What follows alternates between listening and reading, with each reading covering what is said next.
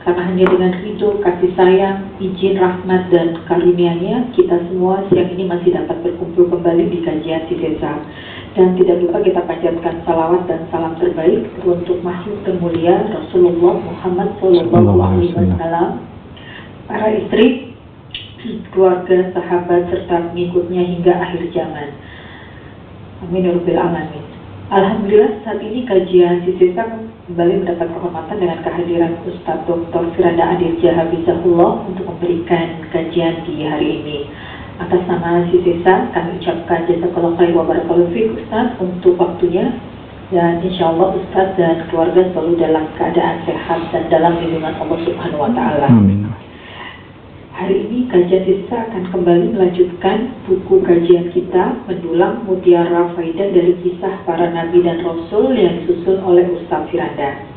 Untuk akhwat, pertanyaan sudah dapat dikirimkan mulai sekarang secara private via WA di nomor yang di-share di chat atau langsung di chat room.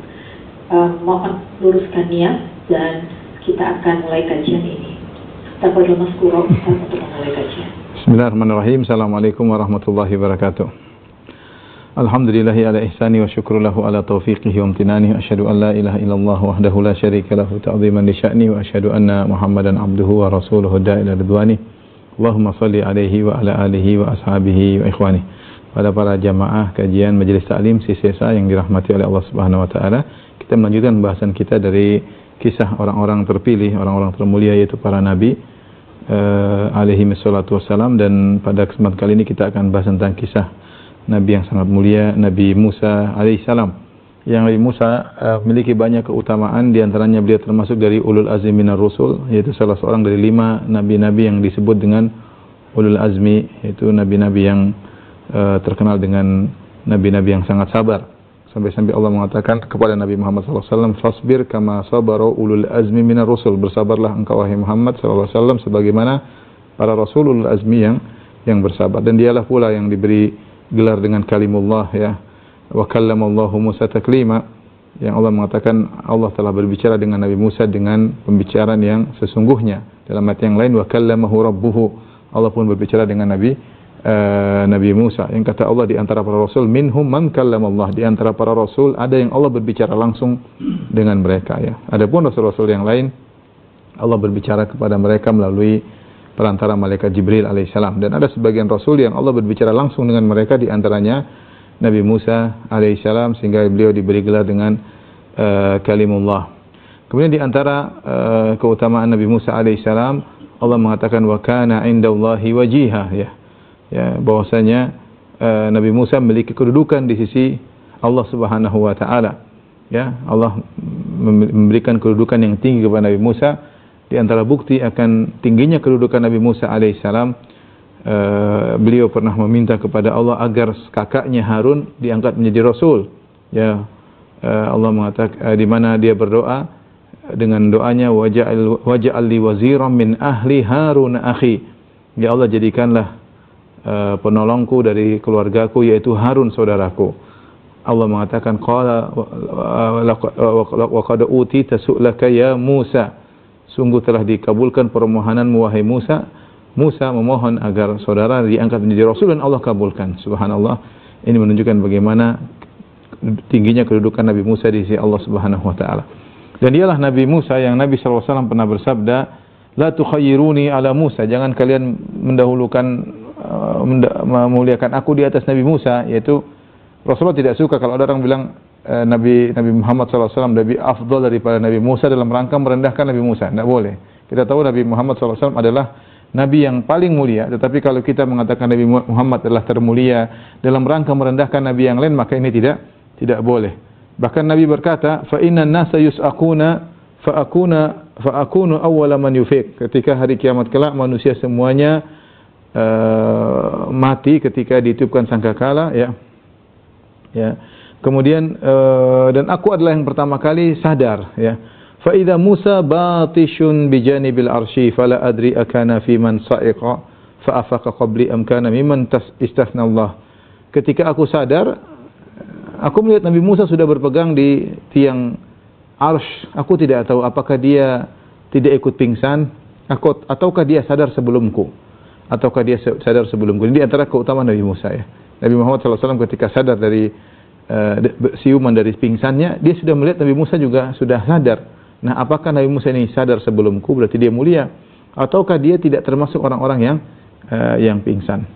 Oleh karenanya, Nabi Muhammad SAW pernah beruswah kepada Nabi Musa alaihissalam. Seperti Nabi Muhammad SAW ketika dituduh dengan tuduhan yang tidak-tidak, ada seorang berkata, "Ya Muhammad, hadhihi kismatun ma udila fiha, ma urida biha wajh Allah." Ada yang berkata ketika Nabi Muhammad SAW bagikan ghanimah di perang Hunain, Rasulullah SAW bagikan, Rasulullah SAW pilih-pilih karena ada maslahat yang Rasulullah SAW lihat. Ada seorang yang protes. Dia berkata, "Wahai Muhammad, ini pembagian yang tidak adil.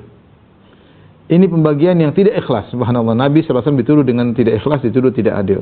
Maka Rasulullah SAW berkata, "Rahimallahu Musa, laqad udhiya aktsara min dzalik fasabara." Kata Nabi, sungguh semoga Allah merahmati Nabi Musa, dia telah disakiti dengan lebih daripada ini, tapi dia bersabar. Nabi SAW menyabarkan dirinya dengan beruswah dengan kesabaran Nabi Musa alaihissalam, dengan kesabaran Nabi Musa alaihissalam. Demikian juga ketika puasa Asyura, Rasulullah SAW ketika kota Madinah, Rasulullah SAW mendapati orang Yahudi berpuasa pada tanggal 10 Muharram. Rasulullah bertanya, "Ma hadzal yaum?" Ini hari apa? Kenapa kalian berpuasa? Mereka berkata, "Hadza yaumun najjallahu Musa wa qaumahu min Fir'aun." Ini adalah hari di mana Allah menyelamatkan Musa dan pengikutnya dari kejaran Fir'aun dan bala tentaranya, kata orang Yahudi. Maka kami fasamahu Musa syukran lillah. Maka Nabi Musa pun bersyukur dan berpuasa sebagai bentuk syukur kepada Allah Subhanahu wa taala. Maka apa kata Nabi Muhammad SAW, "Nahnu aula bi Musa minkum." Kami lebih utama mengikuti Musa daripada kalian. Akhirnya Nabi SAW pun berpuasa pada tanggal 10 Muharram karena mengikuti Nabi Musa alaihissalam. Yang di antara Nabi Musa juga disebutkan oleh Nabi Muhammad SAW ketika Isra Mi'raj, ya, kata Nabi SAW, "Marartu bi qabri Musa." Aku melewati kuburan Nabi Musa. Huwa qa'imun yusalli, dan Nabi Musa sedang salat di kuburannya. Nabi Musa sedang salat di kuburannya. Di antaranya ketika Isra Mi'raj, Nabi Musa punya jasa kepada kita umat Islam. Ketika Nabi Muhammad SAW ketemu dengan Allah, lantas Allah memberikan kewajiban salat 50 waktu sehari semalam. Maka ketika Rasulullah SAW turun ke langit ke-6 atau langit ke-5, Rasulullah SAW bertemu dengan Nabi Musa. Maka Nabi Musa bertanya, "Berapa kewajiban salatmu?" Kata Nabi Muhammad SAW, "Allah wajibkan 50 kali sehari semalam." Kata Nabi Musa SAW, karena sayang kepada kita umat Muhammad SAW, dia berkata, "Inna ummataka la tutiku dhalik." Umatmu tidak bakal mampu. "Irji ila rabbik fatlub minhu takhfif." Kembalilah kepada Tuhanmu dan mintalah keringanan darinya. Maka Nabi SAW naik lagi, minta kepada Allah keringanan, Allah kasih kurang 5, jadi 45. Turun lagi kepada Nabi Musa mengatakan terlalu berat, minta keringanan, naik lagi, terus sampai jadi 5. Atas apa? Atas perhatian Nabi Musa kepada umat Nabi Muhammad sallallahu alaihi wasallam. Akhirnya Nabi Musa mengatakan, "Minta keringanan lagi." Kata Rasulullah SAW, "Aku malu untuk minta keringanan." Maka akhirnya diputuskan salat 5 waktu sehari semalam, di antaranya karena jasa Nabi Musa alaihi salam. Inilah kisah Nabi Musa alaihi salam, kisah yang paling panjang dalam Al-Quran dan paling banyak diulang-ulang. Tidaklah Allah menceritakan kisah Nabi Musa yang begitu panjang dengan diulang-ulang, melainkan pasti ada maslahat yang besar di balik kisah ini. Ya. Di antaranya banyak pelajaran yang kita ambil dari kisah Nabi Musa alaihissalam. Di antaranya Allah menjelaskan tentang umat Nabi Musa yang bakalan menjadi umat Yahudi, bagaimana kurang ajarnya umat tersebut terhadap Nabi Musa alaihissalam, bagaimana sikap membangkang mereka terhadap Nabi Musa alaihissalam, dan bagaimana keburukan-keburukan mereka, ya, agar kita waspada dengan umat namanya umat Yahudi yang Allah telah ceritakan keburukan mereka banyak dalam Al-Quranul Karim.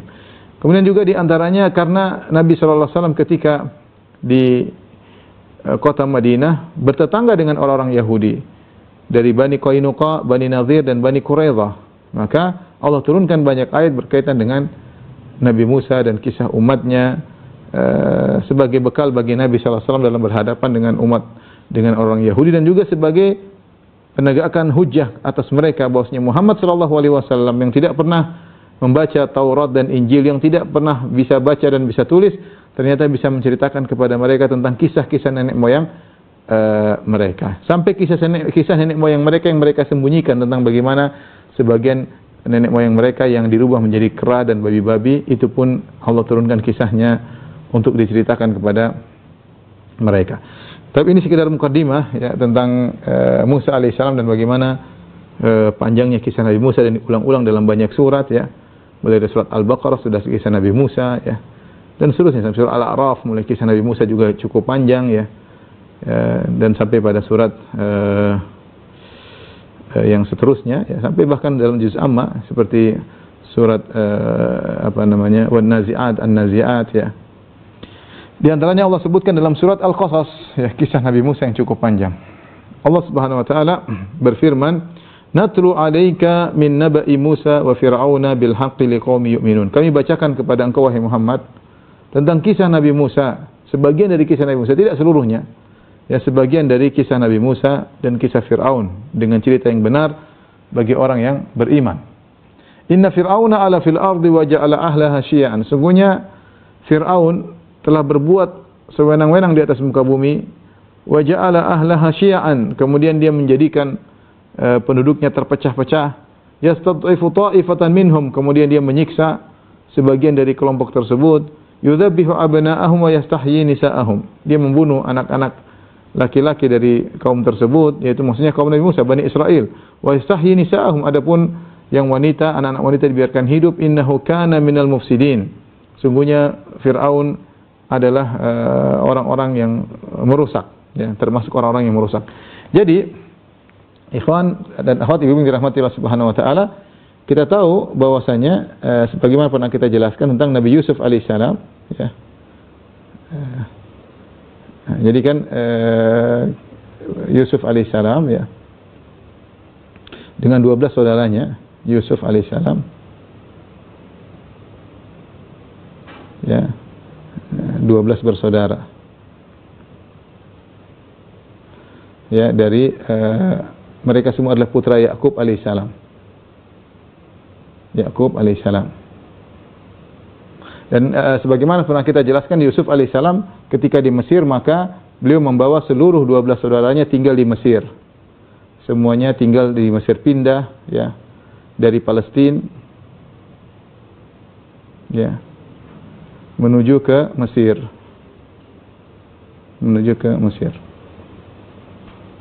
Nah, Yusuf alaihissalam ketika mengajak Bani Israel untuk tinggal di Mesir, itu di zaman kerajaan Heksos ya. Yusuf alaihissalam di zaman kerajaan Heksos ini, di zaman kerajaan Heksos.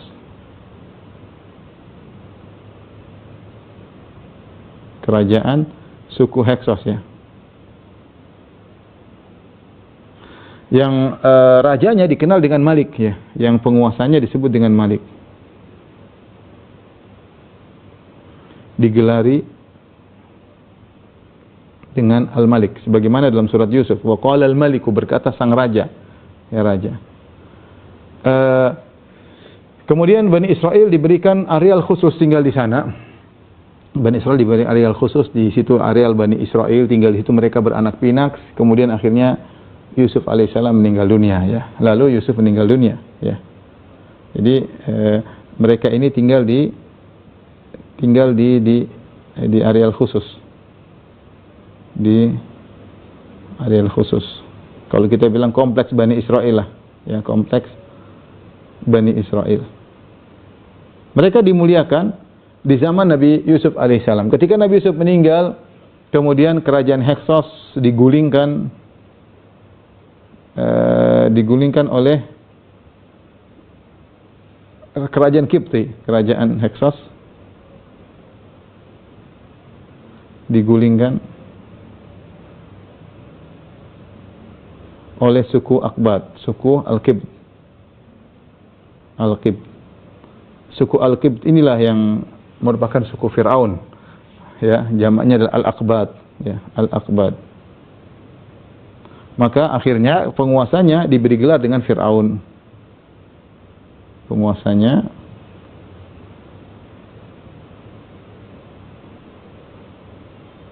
Fir'aun. Jadi Fir'aun ini artinya raja, raja suku Akbat. Fir'aun sama dengan raja suku Akbat. Seperti kalau kita penguasa Indonesia disebut dengan presiden, ya. Mau presiden namanya Pak Susilo Bambang Yudhoyono, atau presiden namanya Pak Soeharto, Pak Soekarno, atau Pak Jokowi, semua disebut dengan presiden. Ya, seperti Fir'aun adalah penguasa Mesir. Fir'aun apakah namanya Ramses I, Ramses II, atau namanya siapapun, yang jelas Fir'aun adalah suatu nama bagi penguasa negeri Mesir dari suku Akbat, ya. Maka di zaman suku Akbat inilah kemudian di zaman ini, ya, di masa kekuasaan suku Akbat, maka Bani Israel ditindas.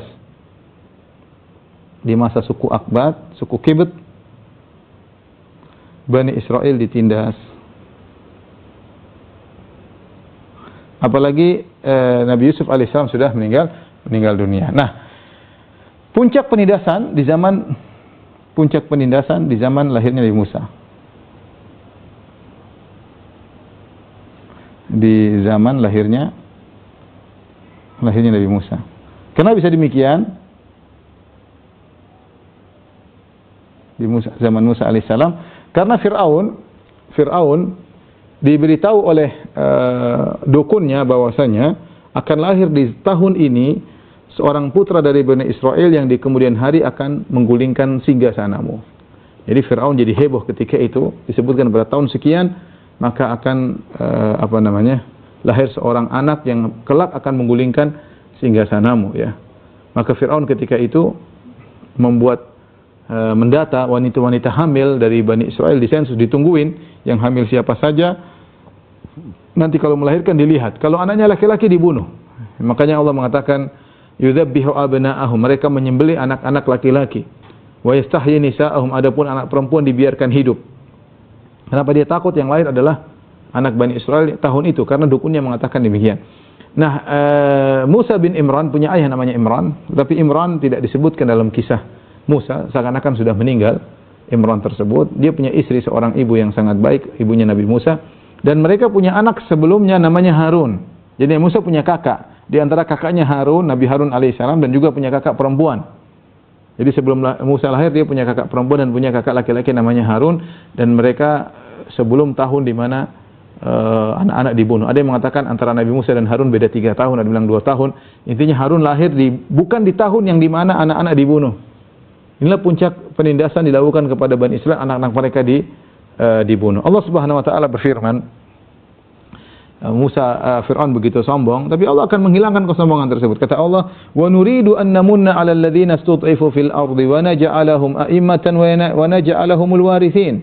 Kami ingin beri karunia kepada orang-orang yang tertindas, yaitu Bani Israel di bumi Mesir itu. Kami jadikan mereka pemimpin serta menjadikan mereka orang-orang yang mewarisi bumi. Wa numakkina lahum fil ardi, dan kami akan menjadikan mereka punya kedudukan di atas muka bumi. Wa nuriya fir'auna wa hamana wa junudahuma minhum ma kanu yahdharun, dan kami akan perlihatkan kepada Fir'aun dan Haman maksudnya panglimanya, beserta tentara mereka apa yang mereka selalu khawatirkan dari mereka itu. Jadi mereka khawatir singgasana mereka akan digulingkan, dan kalau Allah sudah punya rencana pasti akan terjadi apapun yang dilakukan oleh Fir'aun, ya. Baik. Nah, jarak antara Musa dan Yusuf, ya, Allah alam bisawab, ada khilaf di kalangan para ulama, ya. Ya, jarak antara Yusuf alaihissalam dan Musa, ada pendapat, ada yang mengatakan 1 abad, ada yang mengatakan kurang lebih 4 abad, ya. Sekitar 400 tahun antara Nabi Yusuf dengan Nabi Musa alaihissalam, sekitar 4 abad. Baik. Mulailah ketika disensus tentang wanita yang hamil, konon bahwasanya Nabi Musa, ibunya perutnya tidak terlalu besar ketika mengandung Nabi Musa.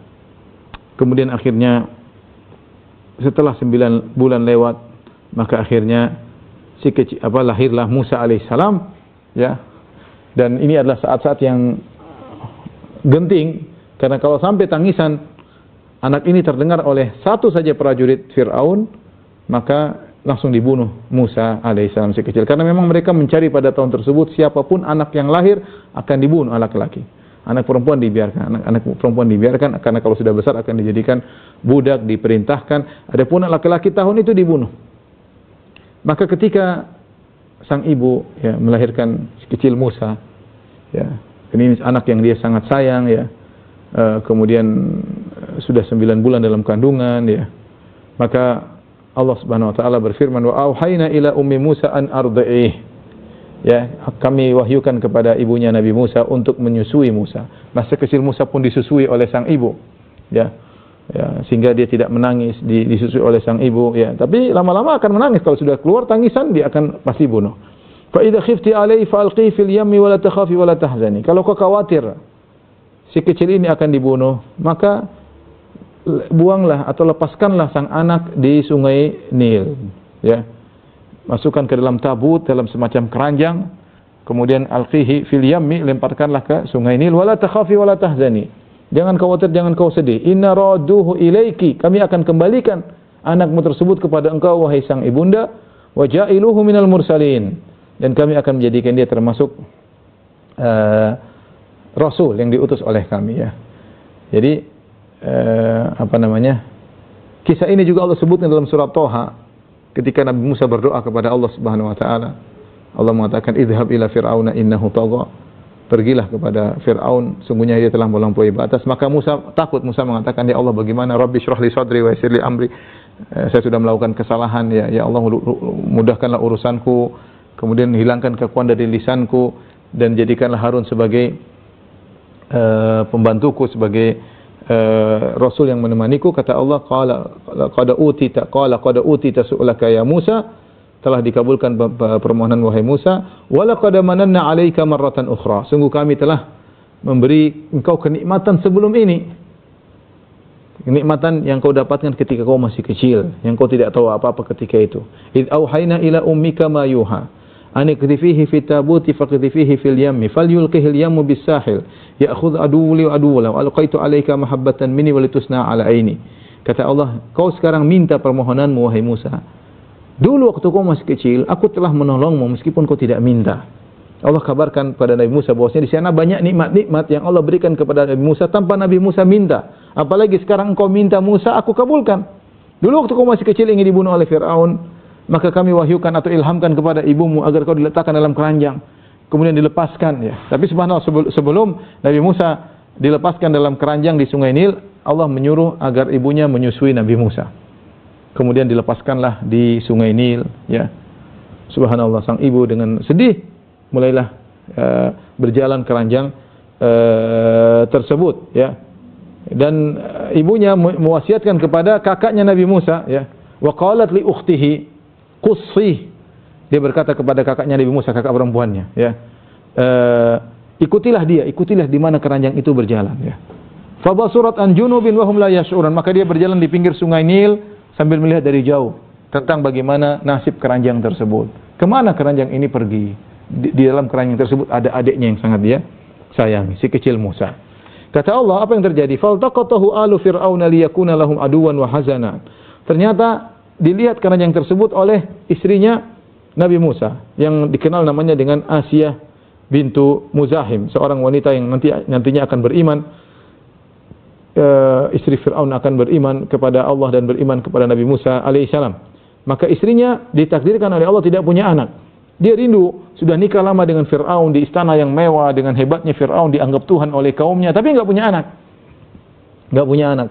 Ketika dia melihat keranjang dari jauh, dia tertarik, dia ambil keranjang tersebut oleh Asia bintu Muzahim. Ketika dibuka, subhanallah, ternyata si kecil Musa ya. Si kecil Musa.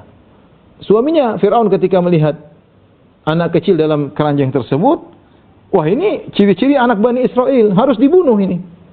Harus dibunuh. Tapi Asia bintu Muzahim, sang istri Fir'aun berkata, qurratu ainin li walak. Wahai Fir'aun, ini anak akan menjadi penyejuk mata hati bagiku dan bagimu, akan membahagiakan kita.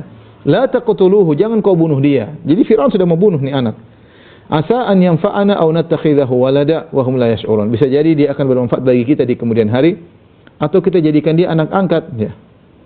Akhirnya Fir'aun nurut ya. Fir'aun nurut kepada istrinya ya, karena sayang kepada istrinya. Allah Subhanahu wa taala juga mengatakan wa alqaitu 'alaika mahabbatan minni, dan kami lemparkan kepada engkau wahai Musa rasa cinta. Sehingga kata para ulama, setiap orang yang melihat Nabi Musa akan sayang kepada Nabi Musa. Karena Allah menjadikan hati orang-orang suka kepada Nabi Musa. Ini yang menakjubkan Firaun ngalah sama istrinya. Padahal Firaun sangat bengis, sangat kejam, sombong luar biasa, angkuh luar biasa. Tapi kalau istrinya bilang jangan bunuh Musa, akhirnya Firaun pun ngalah ya. Ketika diambil oleh keluarga Firaun, tentu ini sangat menakutkan ibunya Nabi Musa. Karena ibunya Nabi Musa tahu Musa ini sedang dicari-cari. Anak kecil Bani Israel manapun akan dibunuh oleh Firaun. Nah, ini bukan cuma ditangkap oleh prajurit Firaun, bahkan ditangkap langsung oleh istrinya Firaun, si kecil Musa dalam keranjang. Ini sudah bahaya. Maka dia pun ketakutan. Kata Allah, wa asbaha fuadu ummi Musa farigha, dan menjadi hampalah hati ibu Nabi Musa. In kadat la tubdi bihi. Hampir-hampir dia beberkan, itu anak saya. Hampir-hampir dia ingin berteriak, jangan kau ambil anak saya. Laula an rabatna ala qalbiha, kalau bukan kami kokohkan hatinya, litakuna minal mu'minin. Akhirnya dia diam, dia bertahan, dia tidak ngomong apapun, dia pasrahkan kepada Allah Subhanahu wa taala ya. Dia pasrahkan kepada Allah Subhanahu wa taala. Namun sebagaimana sudah saya jelaskan tadi, kata Allah wa alqaitu 'alaika mahabbatan minni. Akhirnya orang Firaun sayang kepada si kecil Musa. Siapa yang lihat Musa pasti tertarik. Bayinya lucu, menggemaskan, menyenangkan. Sampai Firaun yang bengis yang ingin bunuh anak lupa. Sehingga dia pun sayang kepada Musa, si kecil Musa. Akhirnya mulailah mereka sibuk dengan si kecil ini, seakan-akan dapat momongan baru, jadi anak angkat bagi Firaun, karena selama ini mereka tidak punya anak, ya. Maka disayanglah oleh istri Firaun, disayang oleh Firaun. Akhirnya si Musa mulai kehausan, dia mulai menangis. Si kecil Musa menangis. Akhirnya mereka panggil ibu-ibu yang sedang menyusui untuk menyusui si kecil Musa. Tapi apa kata Allah? Wa haramna 'alaihil maradhi'a min qabl. Akhirnya setiap ibu-ibu yang dikasih air susunya, Nabi Musa tidak suka. Si kecil Musa tidak mau. Kenapa? Allah sudah membuat Musa minum susu ASI ibunya sebelum dilepas di keranjang. Sehingga Musa punya memori bahwasanya air susu yang dia maui cuma air susu ibunya. Maka semua ibu-ibu yang ada di situ dijejer, baik ibu-ibu Bani Israel atau ibu-ibu suku Akbat, suruh nyusuin si kecil ini. Firaun sendiri sudah sibuk ngurusin si anak karena sudah suka sama anak ini. Padahal ini anak akan memulihkan singgasananya. Dia tidak tahu. Kalau Allah punya rencana, ya sudah, mau diapain? Mau Firaun, mau siapa, tidak ada yang bisa menghalangi rencana Allah. Akhirnya dijejerlah ibu-ibu dari Bani Israel, ibu-ibu dari suku Akbat, semua nyusui. Musa enggak mau, semakin nangis. Maka datanglah kakak Musa sang perempuan. Dengan pura-pura tidak tahu, dia berkata, hal adullukum ala ahli baitin yakfulunahu lakum wa hum lahu nasihun. Maukah aku tunjukkan kepada kalian, wahai Firaun, keluarga Firaun, tentang suatu keluarga yang bisa mengayomi si kecil ini, dan mereka akan benar-benar berbuat baik kepada si kecil ini. Subhanallah. Akhirnya datanglah ibunya begitu menyusui Nabi Musa, ibunya sendiri. Nabi Musa langsung minum dari ASI air susu ibunya sendiri ya. Allah berfirman, "Faradadnahu ila ummihi kay taqarra 'ainuha wa la tahzan wa li ta'lama anna wa'dallahi haqqan walakinna aktsarahum la ya'lamun." Maka kami kembalikan dia si Musa kepada ibunya agar ibunya menjadi bahagia dan tidak bersedih, dan agar ibunya tahu bahwa janji Allah itu benar, akan tapi kebanyakan orang tidak mengetahui ya. Dalam ayat yang lain, "Faraja'naka ila ummika kay taqarra 'ainuha wa la tahzan." Kami kembalikan engkau wahai Musa kepada ibumu agar dia tidak bersedih dan tidak agar dia berbahagia. Jadi kata para ulama, ibunya Musa melepaskan Musa di pagi hari di Sungai Nil dengan hati yang hampa, dengan kesedihan luar biasa. Hampir-hampir dia berteriak. Apalagi dia tahu ternyata Musa diambil oleh keluarga Firaun. Dia takut luar biasa, takut anaknya dibunuh.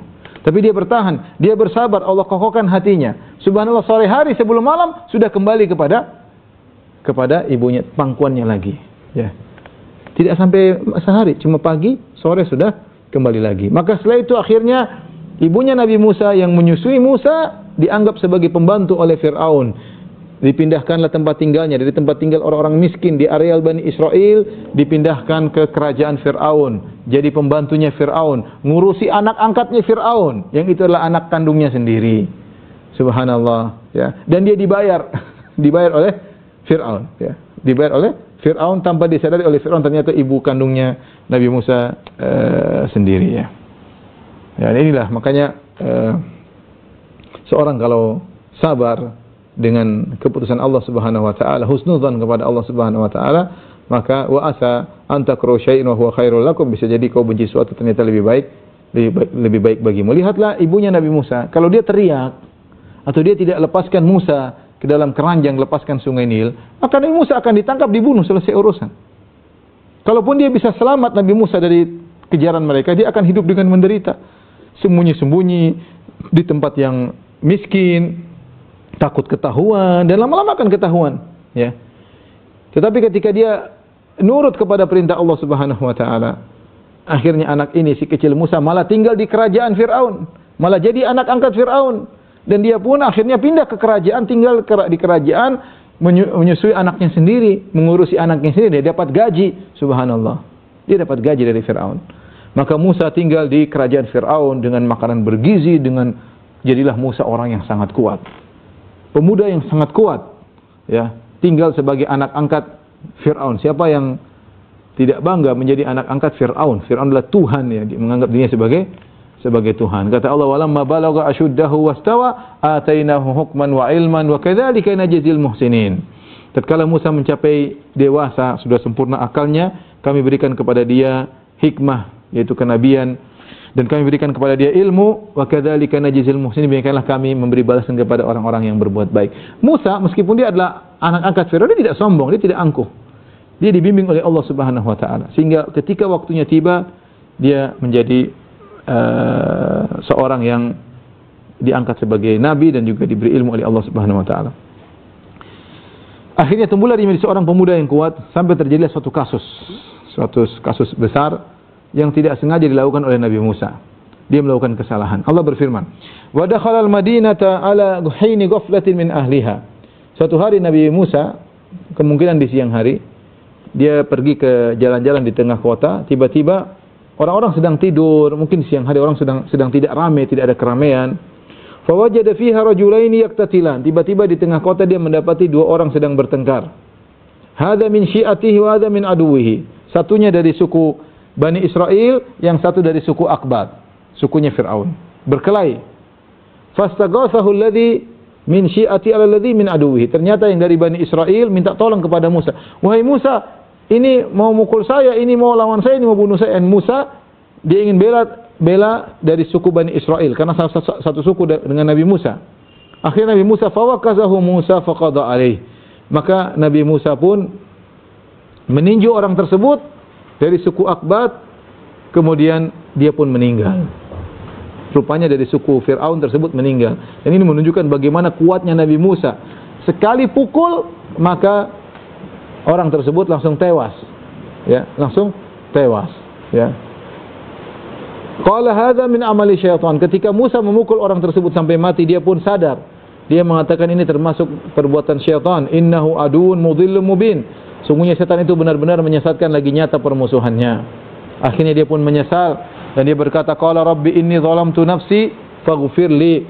Dia berkata, ya Allah, sungguhnya aku telah menzalimi diriku, ampunilah aku. Kata Allah, faghfara lahu innahu huwal ghafurur rahim. Allah pun mengampuninya, sungguhnya Allah Maha Pengampun lagi Maha Penyayang. Musa kemudian bertekad, dia berkata, Rabbi bima an'amta alayya falan akuna dhahiran lil mujrimin. Ya Allah, karena Engkau telah memberi nikmat kepadaku, aku sekali-sekali tidak akan menjadi penolong bagi orang-orang yang berdosa lagi. Dia menyesal dengan perbuatannya tersebut. Ini kesalahan Nabi Musa yang nanti menjadikan Nabi Musa tidak bisa memberi syafaat pada hari kiamat kelak. Ketika di hari kiamat manusia di bawah terik matahari dengan jarak 1 mil, orang-orang pada kehausan, kemudian keringat bercucuran, hari yang sangat dahsyat, mereka datang kepada para nabi untuk minta agar para nabi memberi syafaat agar Allah segera datang memulai persidangan. Mereka datang kepada Nabi Adam alaihissalam. Nabi Adam minta uzur, tidak bisa karena punya kesalahan. Mereka datang kepada Nabi Ibrahim, Nabi Nuh alaihissalam juga minta uzur. Kemudian mereka pergi kepada Nabi Ibrahim juga minta uzur, tidak bisa. Akhirnya mereka pergi kepada Nabi Musa. Mereka berkata, ya Musa, anta kalimullah. Orang-orang berkata, wahai Musa, engkau adalah orang yang Allah berbicara langsung denganmu. Wastafakallah. Dan Allah memilih engkau, wa khatalaka Taurata biyadihi. Allah telah menulis Taurat dengan tangannya langsung untuk engkau wahai Musa. Ama tara ma nahnu fih? Tidakkah kau lihat bagaimana kondisi kami? Ala tasfa'lana inda rabbik? Tidakkah kau beri syafaat bagi kami di sisi Allah Subhanahu wa taala? Apa kata Nabi Musa? Minta uzur, dia tidak bisa. Dia berkata, "Inni qad qataltu nafsan lam umar bi qatliha."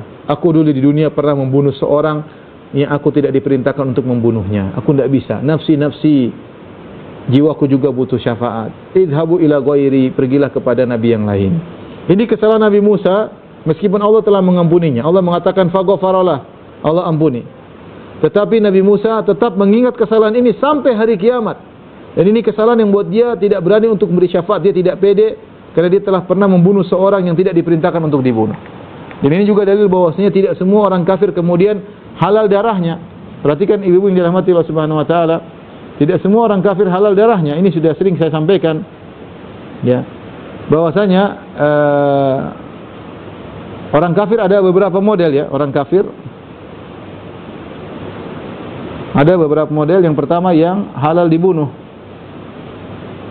halal darahnya dan hartanya.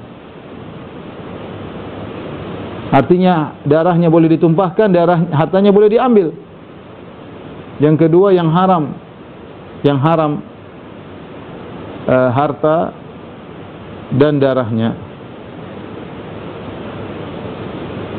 Adapun yang halal darah dan hartanya cuma satu, namanya kafir harbi. Kafir harbi. Siapa kafir harbi? Kafir harbi itu orang kafir yang perang dengan kita, orang kafir yang kita sedang memeranginya.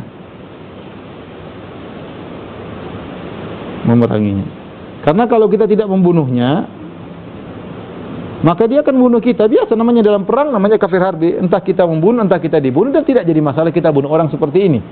Ya. Ini halal darahnya dan halal hartanya. Boleh dibunuh, boleh diambil hartanya. Adapun yang haram, ada tiga golongan, tiga model. Di antaranya namanya kafir zimmi. Kafir zimmi. Siapa kafir zimmi tersebut? Kafir zimmi adalah orang kafir yang tinggal dalam naungan pemerintah Islam. Dalam naungan pemerintahan Islam.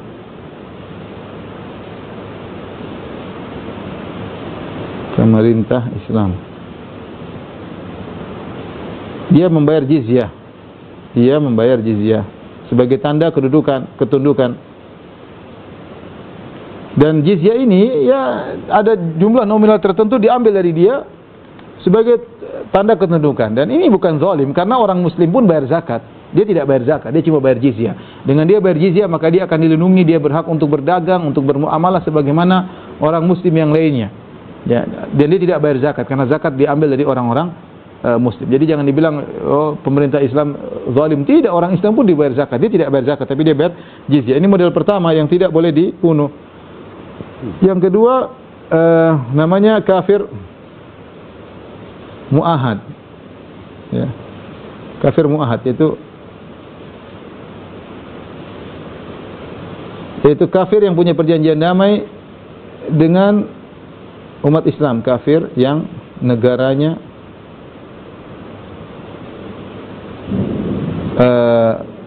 punya perjanjian damai.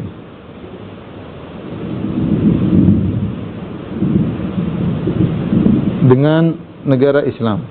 Ini tidak boleh dibunuh juga.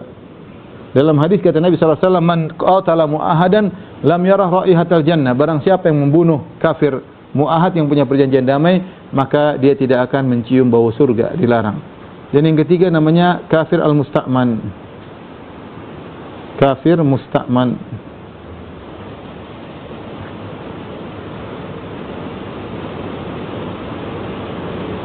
Yaitu adalah orang kafir yang mendapat pengamanan. Orang kafir yang dapat pengamanan.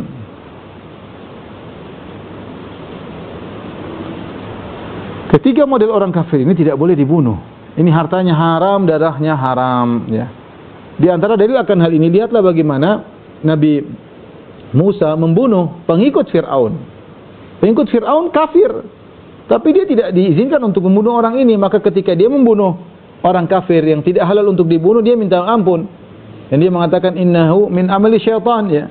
Dia mengatakan ini adalah hadza min amali syaitan, ini perbuatan syaitan. Saya membunuh. Ini padahal orang kafir. Ya, bahkan dia mengatakan Rabbi ini zalamtu nafsi, ya Allah aku telah berbuat zalim pada diriku, faghfirli, ampunilah aku. Kata Allah faghfarallah, Allah ampuni dia. Ya, ini dalil bahwasanya tidak serta-merta ada orang kafir kemudian kita bunuh, kita ambil hartanya, kita tipu dia, kita curi dia. Ini tidak boleh. Ya, jadi orang kafir yang boleh dibunuh cuma satu, kafir harbi. Dan kebanyakan orang kafir yang kita bermuamalah sekarang bukan modelnya kafir yang sedang berperang. Ya, maka seorang waspada ini tidak boleh kita asal berbuat zalim apalagi membunuh jiwa meskipun itu kafir. Kalau salah maka tidak diperkenankan hal tersebut. Tapi intinya Nabi Musa dia bunuh orang tersebut. Maka dia pun ketakutan, ya. Kata Allah fasbaha fil madinati khaifan yataraqqab. Jadilah dia di tengah kota tersebut menjadi ketakutan. Dia taraqqab, dia nanti kapan-kapan bisa jadi dia ditangkap, kapan-kapan bisa jadi dia dibunuh oleh anak buah Firaun, ya. Hari berikutnya, fa idzal ladzi istansarahu bil amsi yastasrikhu. Ternyata keesokan harinya dia ketemu lagi orang Bani Israel sedang berkelahi lagi. Orang Bani Israel ini ternyata mungkin suka cari gara, berkelahi. Pada hari kemarin sudah ditolong oleh Musa, sekarang dia minta tolong lagi. Yastasrikhu, dia bilang, "Wahai Musa, tolong aku, tolong aku." Qala lahu Musa innaka laghawiyyun mubin. Musa tegur dia, "Kau ini memang benar-benar ya benar-benar orang yang sesat. Kau ingin menyesatkan aku." Ya. Nabi Musa pun datang ke arah dia. Ketika Nabi Musa datang ke arah dia, dia ketakutan. Dia berkata, "Ya Musa, aturidu an taqtulani kama qatalta nafsan bil ams?" Wahai Musa, kau sekarang ingin bunuh aku sebagaimana kau bunuh suku Kipti kemarin? Karena yang tahu cuma dia. Orang ini buka kartu karena Musa jengkel sama dia. Kau ini bikin cari gara-gara. Kemarin gara-gara kamu saya sudah bunuh orang. Kau memang menyesatkan. Nabi Musa datang kepada dia. Ya. Akhirnya Nabi Musa ingin pukul dia. Falamma arada an yabtisha billadhi huwa aduwwun lahum qala Musa. Ya. Karena Nabi Musa ingin pukul dia. Ada dua pendapat. Ada yang mengatakan Nabi Musa ingin pukul orang Bani Israel ini yang telah bikin gara-gara sama dia. Pendapat kedua, Nabi Musa ingin mukul lagi karena dia membela sukunya, dia ingin pukul orang suku Kipti yang kemarin sudah dia bunuh, ini orang lain. Maka ketika dia ingin pukul orang suku Kipti tersebut berbicara, "Aturidu an taqtulani kama qatalta nafsan bil ams?" Wahai Musa, kau ingin bunuh aku sebagaimana kau telah membunuh orang Kipti pada hari kemarin? Nabi Musa kaget. Ternyata berita tentang dia membunuh orang Kipti ini telah tersebar, ya. Telah tersebar. Dan ini berbahaya, berarti dia akan ditangkap dan dia akan dibunuh oleh Fir'aun dan bala tentaranya. Tiba-tiba ada orang memberi peringatan. Kata Allah, "Wa jaa'a rajulun min aqsal madinati yas'a." Tiba-tiba ada seorang laki datang dari ujung kota berjalan dengan cepat berlari menuju kepada Musa, menasihati. Dia berkata, "Ya Musa, innal mala'a ya'tamiruna bika liyaqtuluk." Wahai Musa, sungguhnya para pembesar negeri sedang merundingkan untuk membunuhmu. Fakhruj inni laka minan nasihin. Keluarlah engkau dari negeri ini. Saya sungguh ingin kebaikan bagimu. Siapakah orang ini yang datang memberi nasihat kepada Musa agar pergi meninggalkan kota Mesir? Tidak ada yang tahu siapa orang tersebut. Tetapi Allah sebutkan bagaimana dia datang bergegas, bersegera, berlari-lari untuk menasihati Nabi Musa, untuk kebaikan Nabi Musa. Dan dia mengatakan, ya, "Fakhruj inni laka minan nasihin." Keluarlah engkau dari negeri Mesir, sungguhnya aku sangat ingin kebaikan bagimu. Yang jadi perhatian bagi kita, tidak perlu kita dikenal, ya. Sebagaimana laki ini tidak ada yang kenal siapa dia. Yang penting adalah apa yang sudah kita lakukan. Ya, kadang kita ini lebih membutuhkan pengakuan manusia daripada pengakuan Allah Subhanahu wa taala. Padahal untuk diakui oleh Allah, sebisa mungkin kita menyembunyikan amal soleh kita. Kata Nabi sallallahu alaihi wasallam, "Man istata'a," ya, barang siapa di antara kalian, ya, an yakuna lahu khabi'un min amalin salih, dia punya amalan yang dia tersembunyikan, falyaf'al, hendaknya dia lakukan. Karena semakin seorang menyembunyikan amalnya, maka dia semakin diakui oleh Allah Subhanahu wa taala. Dia lelaki ini Allah tidak sebutkan siapa namanya, yang penting dia melakukan kebaikan, selesai. Kita yang penting kita melakukan kebaikan, tidak ada yang tahu, enggak ada masalah siapa kita. Ya, kita sering mengedepankan kita diketahui lebih dahulu, entah amal soleh kita diterima atau tidak, bukan urusan. Banyak orang seperti ingin dia diakui, ingin di-share, ingin orang mengetahui siapa dia. Maka jangan kita terpedaya, yang penting amal soleh, bukan kita dikenal atau tidak. Kalau Allah sudah tahu, selesai urusan. Tidak perlu kita diketahui oleh banyak orang, ya. Akhirnya nasihat orang ini dengar oleh Nabi Musa. Fa kharaja minha khaifan yataraqab. Maka Nabi Musa pun segera kabur dari kota Mesir. Dia kabur dari kota Mesir sambil ketakutan dan berdoa kepada Allah. Qala rabbi najjini minal qaumiz zalimin. Ya Allah, selamatkanlah aku dari orang-orang yang zalim, ya. Jadi itu seorang ketika menghadapi permasalahan, segera yang pertama menjadi tempat bertawakalnya adalah Allah Subhanahu wa taala. Sebelum dia bertawakal kepada sebab, entah kepada orang tuanya, entah kepada kawannya, entah kepada polisi, entah kepada pihak yang berwajib, yang pertama kepada Allah. Lihat Nabi Musa alaihissalam ketika melihat kondisi sangat genting, yang pertama dia lakukan, dia berdoa, Rabbi najjini minal qaumiz zalimin. Ya Allah, selamatkan aku dari orang yang zalim. Ini sering kita lalaikan. Kita selalu menjadikan doa adalah usaha yang terakhir. Padahal doa adalah silahul mukmin. Dia adalah senjata yang pertama, andalan kita, bukan yang terakhir. Sebab-sebab yang lain itu yang terakhir. Sebab materi terakhir, yang pertama doa. Nah, kita kebalikan, kita sering menjadikan doa sebab yang terakhir. Akhirnya kita tidak berhasil. Ya. Ini yang pertama kali Nabi Musa berdoa, yang tempat bersandar adalah Allah Subhanahu wa taala. Maka dia pun segera pergi tanpa bawa bekal. Berjalan Nabi Musa dari negeri Mesir ke negeri Madian, ya. Di luar kekuasaan Fir'aun, dan mungkin entah berapa ribu kilo dia berjalan tanpa bekal, sampai disebutkan dia makan daun-daun di tengah jalan. Sebelumnya dia adalah anak orang kaya, anak angkatnya Fir'aun yang makannya selalu bergizi, minta apa saja dikabulkan. Anak apa lah orang bilang, anak orang kaya, anak-anak kompleks bahasa kita. Artinya apa? Bagaimana tidak, dia bapak angkatnya Fir'aun. Siapa yang tidak hormat sama Musa? Makan apa saja bisa. Karena dia tiba-tiba dalam kondisi dia tidak sempat untuk bersiap, tidak sempat mengambil bekal, dia langsung pergi menuju ke negeri Madian, kabur sebelum ketangkap. Sebenarnya orang yang saleh diuji dengan terkadang ketakutan, kegelisahan, kekhawatiran. Tetapi kalau dia beriman, itu semua akan terdominasi dengan keimanannya. Dia akan tenang. Tetapi ketakutan ada, kekhawatiran ada, ya. Sebagaimana para sahabat ketika diuji dalam perang Khandaq, sampai Allah mengatakan wa balaghatil qulubul hanajir, sampai jantung-jantung mereka naik di kerongkongan saking ketakutannya. Ini ungkapan menunjukkan rasa takut yang luar biasa. Bagaimana tidak, para sahabat cuma 3.000 orang dikepung oleh 10.000 pasukan di musim dingin, musim lapar, sehingga mereka ketakutan luar biasa. Tapi dengan keimanan yang ada bisa mendominasi ketakutan tersebut. Jadi ibu-ibu yang dirahmati Allah Subhanahu wa taala, kita semua pernah diuji. Saya, ibu-ibu pernah khawatir, saya, ibu-ibu pernah gelisah, pernah sedih. Tapi kalau kita kedepankan iman, semua itu akan bisa terdominasi. Kita akan tenang. Nabi Musa keluar ketakutan. Fa kharaja min khaifan, dia keluar dari kota Mesir dengan ketakutan. Ujian, gelisah. Yataraqab itu menanti-nanti. Bisa saja sewaktu-waktu sewaktu-waktu bisa ditangkap, sewaktu-waktu bisa dibunuh. Takut sambil ketakutan, sambil yataraqab, sambil khawatir, sewaktu-waktu dia bisa mengalami keburukan. Akhirnya dia berjalan ribuan kilo, sampailah di suatu kota namanya kota Madian. Walamma tawajjaha tilqa Madian, dia tatkala dia berjalan menuju ke arah negeri Madian, dia berdoa lagi, asa rabbi an yahdiyani sawa'as sabil. Doa tidak pernah berhenti, ya. Semoga Allah membimbingku kepada jalan yang benar. Subhanallah. Ya ikhwan, ya akhwat, ibu-ibu yang dirahmati Allah Subhanahu wa taala, sekali lagi saya ingatkan, jangan sepelekan doa. Kita jadi kadang terpedaya dengan sebab di depan kita, kayaknya kita gampang, kayaknya mudah. Serahkan semua kepada Allah sebelum kita berikhtiar secara materi. Yang pertama, serahkan dulu kepada Allah. Nabi Musa sampai berdoa 2 kali. Rabbi najjini minal qaumiz zalimin, ya Allah selamatkan dari orang zalim. Dia berdoa lagi, asa rabbi an yahdiyani sawa'as sabil, semoga Allah menunjukkan aku jalan yang benar. Sampailah dia dengan kelaparan yang luar biasa di negeri Madian. Walamma warada ma'a Madian wajada alaihi ummatan minan nasi yasqun. Tatkala dia sampai di negeri Madian, dia mendapati sekelompok orang-orang sedang mengambil air di sebuah sumur. Wa wajada min dunihim imra'ataini tadhudan. Ternyata di antara sekelompok orang-orang tersebut ada 2 wanita yang menghalang-halangi kambingnya yang ingin minum, dihalang-halangi. Namun mereka tidak ambil air, mereka hanya nongkrong, nungguin bapak-bapak pada ngambil air. Nabi Musa kasihan, Nabi Musa datang kepada mereka, qala ma khatbukuma. Nabi iba lihat ada perempuan seperti itu, kasihan. Dia mengatakan, ada apa gelangan kalian? Kenapa tidak ambil air? Qala la nasqi hatta yusdira ri'a. Kami tidak bisa ambil air sampai orang-orang semua pergi. Kenapa kami yang harus ambil air sementara semua laki-laki, kami perempuan? Wa abuna syekhun kabir, karena bapak kami sudah sangat tua. Itulah sebabnya kenapa kami yang harus ambil air.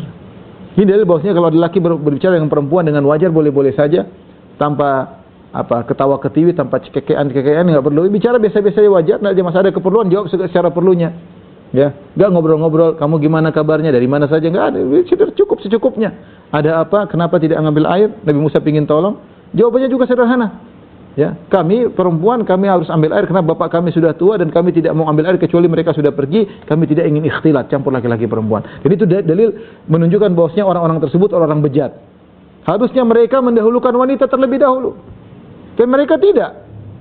Apalagi dua wanita ini anak dari seorang yang soleh, tapi mereka ternyata cuek. Mereka ambil air dan wanita tersebut harus menunggu entah sampai kapan baru mereka beres, baru bisa diambil air oleh para wanita tersebut. Dan dalil bahwasanya wanita-wanita soleh tidak suka ikhtilat, tidak suka campur laki-laki dengan perempuan. Mereka menjauhkan diri. Ya, bisa saja mereka datang campur di tengah-tengah, masuk di gerombolan laki-laki, bisa saja, tapi mereka tidak mau. Ya.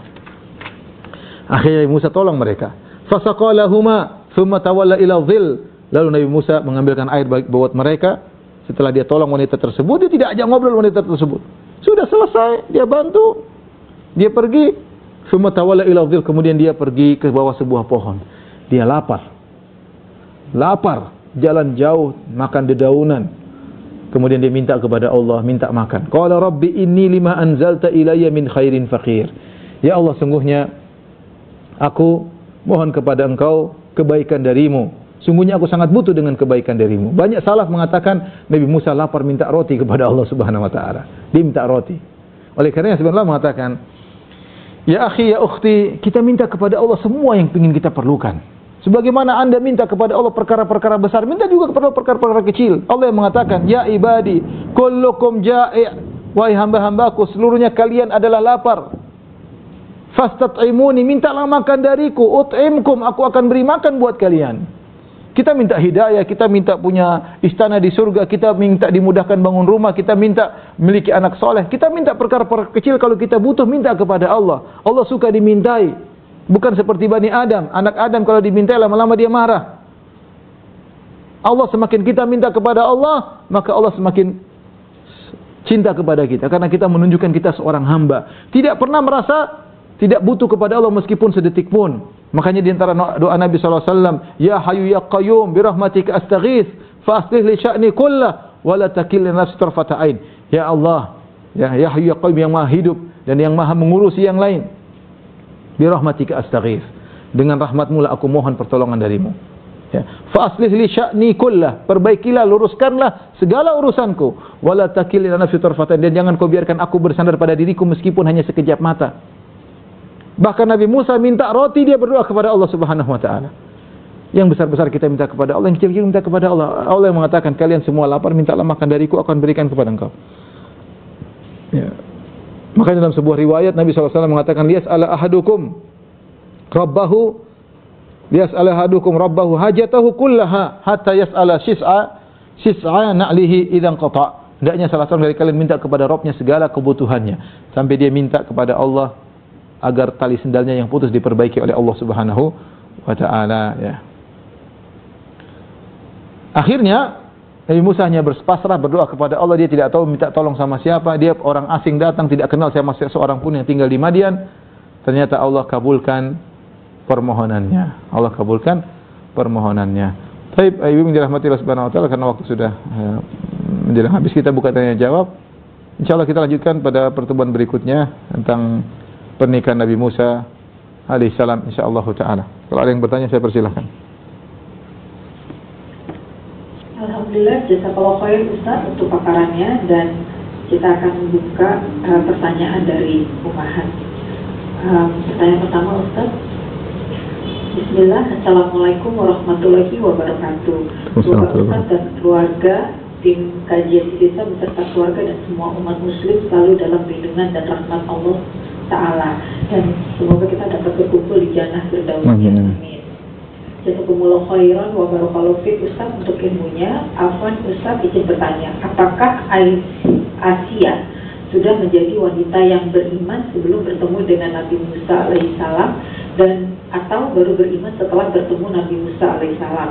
Kemudian apakah juga karena menolong bayi Nabi Musa alaihissalam ini Asia menjadi salah satu pemimpin wanita di surga?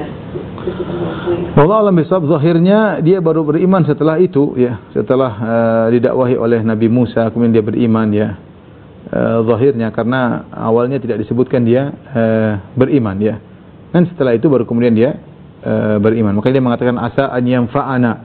Semoga Musa ini bermanfaat bagi kita ya, dan benar ternyata bermanfaat baginya untuk beriman kepada Allah Subhanahu wa taala sehingga menguatkan imannya ya. Yang tentunya kisahnya ma'ruf yang dia berdoa tentang doanya yang Allah abadikan,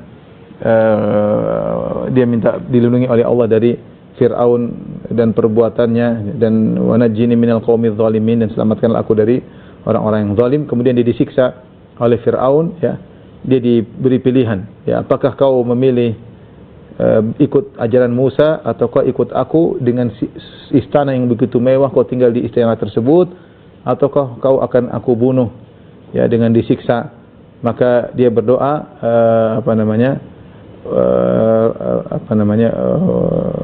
wa daraballahu mathalan ladzina kafaru ladzina amanu wa fir'aun id qalat rabbi binili 'indaka baitan fil jannah. Dia berdoa, ya Allah, bangunkanlah aku istana di surga di sisimu. Dia memilih istana di surga daripada istana di dunia milik Fir'aun. Akhirnya dia sebelum dibunuh disebutkan rohnya diangkat oleh Allah Subhanahu wa taala. Wallahu a'lam bishawab. Barakallahu fiik, Ustaz. Pertanyaan berikutnya masih agak sedikit keluar tema tapi masih terkait dengan risalah Nabi, Ustaz. Silakan. Assalamualaikum Ustaz. Saya ingin bertanya, maaf jika keluar tema. Saya dapat pelajaran dari guru saya terkait Nabi Muhammad ketika pertama kali dapat wahyu, yaitu pada surat Al-Alaq yang mana Nabi diminta membaca ayat tersebut, namun Nabi membalas wa ana biqori. Yang saya ketahui dari ucapan Nabi adalah saya tidak bisa baca. Namun beda dengan pendapat guru saya yang mengatakan makna dari ucapan Nabi adalah tulisan mana yang saya harus baca, karena menurut guru saya di kalimat itu adanya furobi, karena kata guru saya hal ini sama dengan maror tubi, kalau tidak salah ingat seperti itu. Setahu saya huruf ma di sini adalah bentuk nafiyah bukan istifhamiyah, dan huruf ba sebagai bentuk takkid atau zaidah. Dan beliau menganalogikan bahwasanya orang pintar itu pasti bisa baca, secara Nabi mempunyai gelar fatonah. Masa orang pintar sekelas Nabi tidak bisa baca tulis? Dan guru saya memberi bukti bahwa di Museum Turki, jika tidak salah, ada surat Nabi kepada Raja Najasyi dan tertera tulisan beliau serta adanya tanda tangan beliau yang begitu indah yang bertuliskan Muhammad ya. Muhammad. Namun yang saya ketahui bahwa semua surat Nabi itu menuliskannya adalah sahabat lalu diberi stempel oleh Nabi bukan tanda tangan. Lalu saat guru saya memberi tambahan penyebaran Islam sedikit lagi. Lalu guru saya memberi tambahan penyebaran Islam di Indonesia disebarkan oleh Sunan dan Sunan Kalijaga mengatakan bahwa makna dari yang tadi itu adalah saya tidak bisa membaca hanya untuk strategi dakwah, untuk memberikan pembeda antara Islam dengan agama-agama sebelumnya yang mana kitab suci mereka ditulis oleh pembawa agama itu sendiri seperti Buddha, Hindu. Pertanyaan saya adalah apakah pendapat guru saya ini benar atau salah, karena membuat saya ragu dengan apa yang selama ini saya ketahui. Afwan, mohon penjelasannya, Ustaz. Tentu salah besar ya. Bilang ulama mana yang berbuat begitu ya. Jadi pertama mudah sekali. Pertama itu ma'ana biqari, jelas bahasa Arab artinya ma'ana biqari, yaitu aku sama sekali tidak bisa baca. Bukan cuma aku tidak bisa baca, tapi ma'ana biqari, aku sama sekali tidak bisa baca. Dalam Al-Quran jelas dalam surat Al-Ankabut surat 29 ayat 48 kata Allah, "Wa ma kunta tatlu min qablihi min kitab wa la takhutuhu bi yaminik idzan lartabal mubtilun." Kau sebelumnya tidak pernah membaca kitab sama sekali, kau tidak bisa baca. Wala takhutuhu bi yaminik, bahkan kau tidak bisa menulis. Idzan lartabal mubtilun, kalau kau bisa baca, bisa tulis, orang-orang akan meragukan engkau wahai Muhammad. Kenapa? Kalau Muhammad itu bisa baca, bisa tulis, mereka bilang itu Muhammad belajar di buku-buku lain. Itu karangan dia saja. Tapi Allah mentakdirkan Nabi Muhammad SAW tidak bisa baca, tidak bisa tulis untuk membuktikan bahwasanya Al-Qur'an adalah wahyu dari Allah. Diturunkan kepada Nabiul Ummi, nabi yang ummi dalam Al-Qur'an. Nabiul Ummi dalam surat Al-Araf, Nabi Al-Ummi itu nabi yang tidak bisa baca, tidak bisa tulis, ya. Tidak bisa baca, tidak bisa tulis. Oleh karenanya sifat membaca adalah sifat mulia. Ya, tetapi untuk Nabi SAW tidak bisa baca, justru itu mukjizatnya Nabi. Tidak bisa baca tapi bisa turun Al-Qur'an. Karena kalau Nabi bisa baca, bisa tulis, orang-orang akan ragu, itu Muhammad hanya ngarang. Dia baca ketemu orang Yahudi, baca Injil, baca Taurat, tapi Allah mengatakan wa ma kunta, perhatikan dari surat buka surat Al-Ankabut ayat 48, wa ma kunta tatlu min qablihi min kitabin wa la takhutuhu bi yaminik idzal lartabal mubtilun. Kau tidak pernah bisa baca sebelumnya wahai Muhammad, dan kau tidak bisa tulis sama sekali. Kalau kau bisa baca, bisa tulis, orang-orang ahlul batil akan ragu, wah Muhammad itu ngarang-ngarang sendiri. Itu jelas bahwasanya Muhammad tidak bisa baca, tidak bisa tulis. Itu keistimewaan Nabi Muhammad SAW untuk menjaga keautentikan Al-Quran, bahwasanya Al-Quran itu bukan karangan Muhammad SAW. Adapun dia mengatakan ada orang pintar tidak bisa baca, itu aneh. Itu zaman dulu orang Arab banyak mereka pintar karena kehafalan mereka dan karena ilmu bukan cuma dari baca. Ilmu bisa dipelajari dengan hafalan, dengan penglihatan, dengan kehidupan sehari-hari ya. Nabi Muhammad SAW cerdas ya.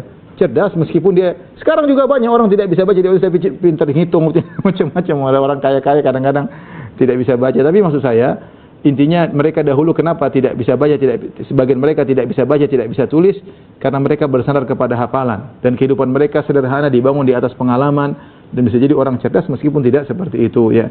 Jadi bukan ilmu yang didapatkan. Kalau kita kecerdasan sekarang kan kita membaca. Ilmu kimia kita baca. Dulu ilmu bukan itu yang diperlukan. Ilmu peperangan, ilmu pengaturan. Itu nggak perlu baca, nggak, dengan kehidupan sehari-hari, dengan hafalan melihat kondisi-kondisi sudah cukup bagi mereka. Tapi intinya itu pendapat yang batil. Dan kalau kita bilang Muhammad bisa baca, bisa tulis, kita malah melariskan syubhatnya orang-orang kafir yang mengatakan Muhammad hanya ngarang. Muhammad hanya ngarang. Allah alam bisawab.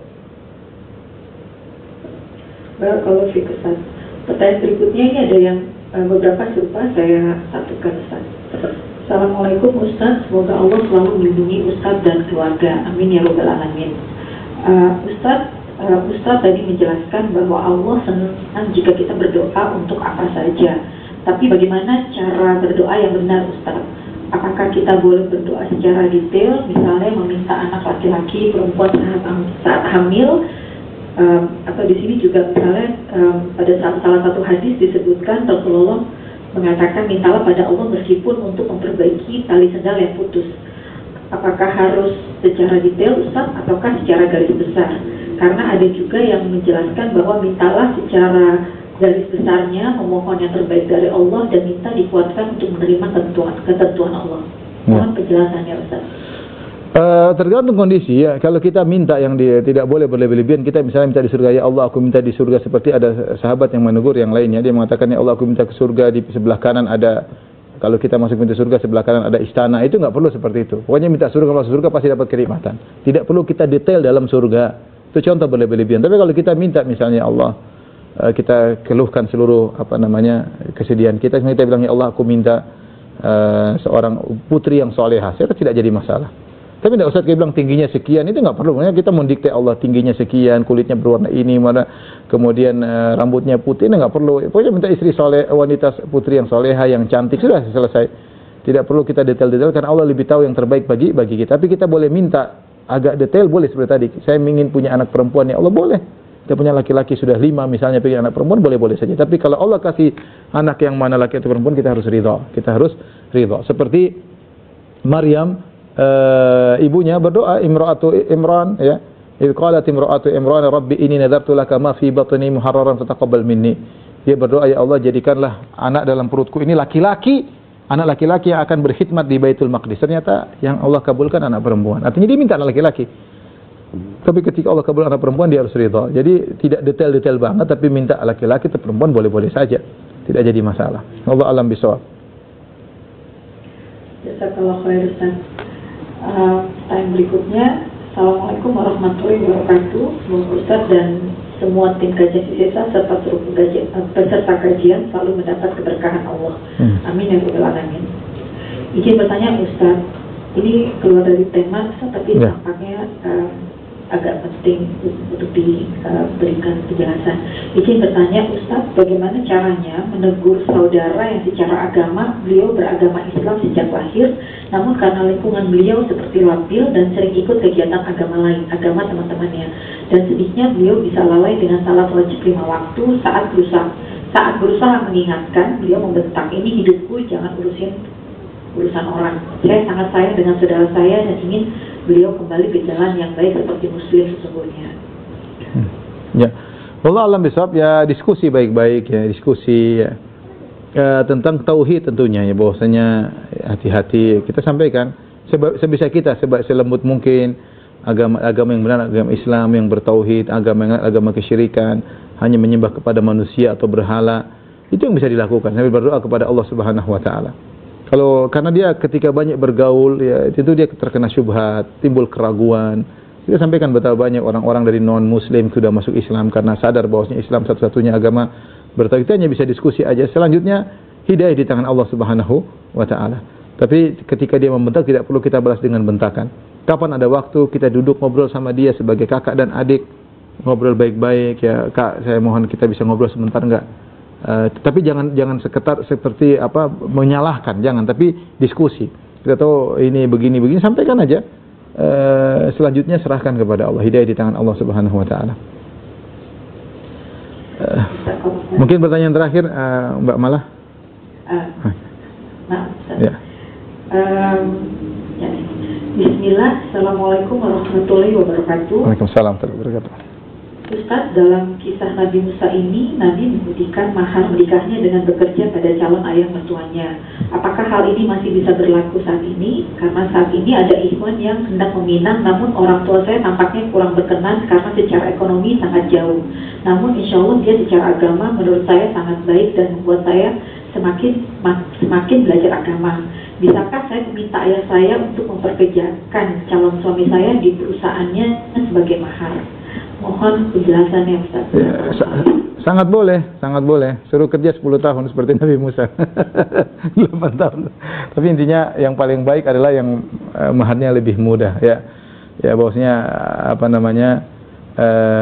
yang paling aktsarun nisa'i barakah aisaruhunna mu'nah.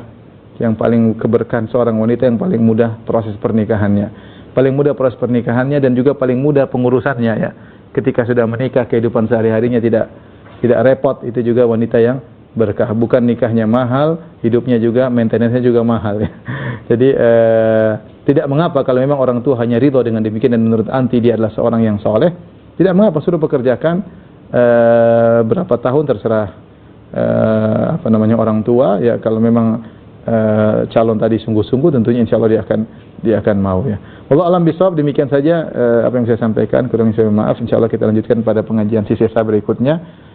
Wabillahi taufiq wal hidayah. Assalamualaikum warahmatullahi wabarakatuh. Waalaikumsalam warahmatullahi wabarakatuh.